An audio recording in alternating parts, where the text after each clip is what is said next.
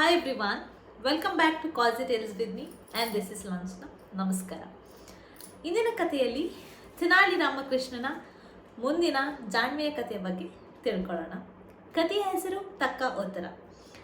ತೆನಾಲಿ ರಾಮಕೃಷ್ಣನು ಸಾಲವನ್ನು ಪಡ್ಕೊಳ್ಬೇಕು ಅಂತ ಜಮೀನುದಾರನ ಮನೆಗೆ ಹೋಗಿರ್ತಾನೆ. ಅಂದರೆ ಅವನು ಸಾಲವನ್ನು ಕೊಟ್ಟಿರ್ತಾನೆ, ಅವನಿಂದ ವಾಪಸ್ ತಗೋಬೇಕು ಅಂತ ಕೇಳೋಕೆ ಹೋಗಿರ್ತಾನೆ.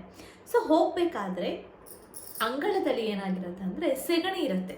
ಈ ಸೆಗಣಿಗೆ ತೆನಾಲಿ ರಾಮಕೃಷ್ಣನ ಕಾಲು ಬೀಳುತ್ತೆ. ಹಾಗಾಗಿ ಅವನ ಕಾಲಲ್ಲಿ ಫುಲ್ ಸೆಗಣಿ ಆಗುತ್ತೆ. ಇನ್ನೇನು ಅದನ್ನು ಕೊಳದಲ್ಲಿ ಅಂದರೆ ಅದರ ಪಕ್ಕದಲ್ಲಿರುವಂತಹ ಕೊಳದಲ್ಲಿ ಹೋಗಿ ತೊಳ್ಕೊಳ್ಳೋಣ ಅಂತ ಹೋದಾಗ ಜಮೀನ್ದಾರ ಆ ಮನೆಯಿಂದ ಜೋರಾಗಿ ಕೂಗಿ ಹೇಳ್ತಾನೆ, ಕೊಳದಲ್ಲಿ ಯಾರೂ ಕೂಡ ಕಾಲನ್ನು ತೊಳೆಯುವಂತಿಲ್ಲ, ಹಾಗೆ ಸೆಗಣಿ ಮೆಟ್ಟಿರುವಂತಹ ಕಾಲಿನಿಂದ ನಮ್ಮ ಮನೆ ಒಳಗೆ ಬರಬಾರದು, ಹಾಗೆ ಬರೋದಾದರೆ ಆ ಕಾಲನ್ನು ಕತ್ತರಿಸಿ ಬರಬೇಕು ಅಂತ ಹೇಳ್ತಾನೆ.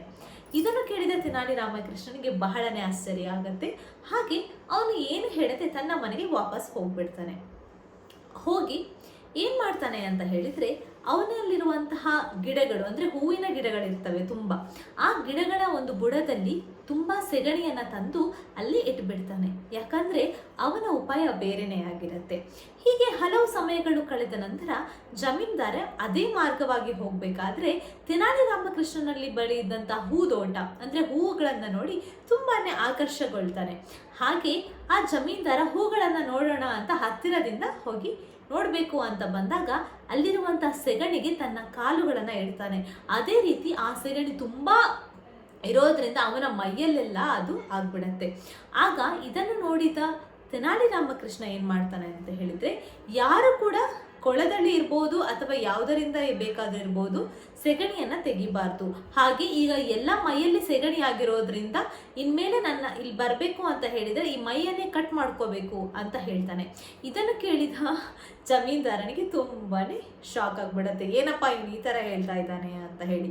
ಆಗ ತೆನಾಲಿ ರಾಮಕೃಷ್ಣನ ಹೇಳ್ತಾನೆ, ನಾನು ನಿಮ್ಮ ಮನೆಗೆ ಬಂದಾಗ ನೀನು ಈ ಥರ ಹೇಳಿದ್ಯಾ, ಹಾಗಾಗಿ ನಿನಗೆ ಬುದ್ಧಿ ಕಲಿಸ್ಲಿಕ್ಕೋಸ್ಕರ ನಾನು ಈ ರೀತಿ ಮಾಡಿದ್ದೀನಿ, ಹಾಗೆ ನನ್ನ ಸಾಲವನ್ನು ನೀನು ವಾಪಸ್ ಕೊಟ್ಬಿಡು ಅಂತ ಹೇಳ್ತಾನೆ.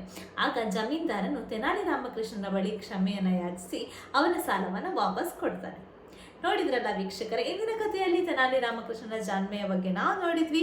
ಮುಂದಿನ ಸಂಚಿಕೆಯಲ್ಲಿ ಇನ್ನೊಂದು ಕಥೆಯೊಂದಿಗೆ ನಾನು ನಿಮ್ಮ ಜೊತೆ ಬರ್ತೀನಿ. ಅಲ್ಲಿ ತನಕ ನೋಡ್ತಾ ಇರಿ Kaaji tales with me and this is Lanchana. And ನಿಮಗೆ ಈ ವಿಡಿಯೋ ಇಷ್ಟ ಆಗಿದ್ರೆ ಲೈಕ್ ಮಾಡಿ, ಶೇರ್ ಮಾಡಿ ಮತ್ತು ನನ್ನ ಯೂಟ್ಯೂಬ್ ಚಾನಲ್ಗೆ ಸಬ್ಸ್ಕ್ರೈಬ್ ಮಾಡಿ. Thank you.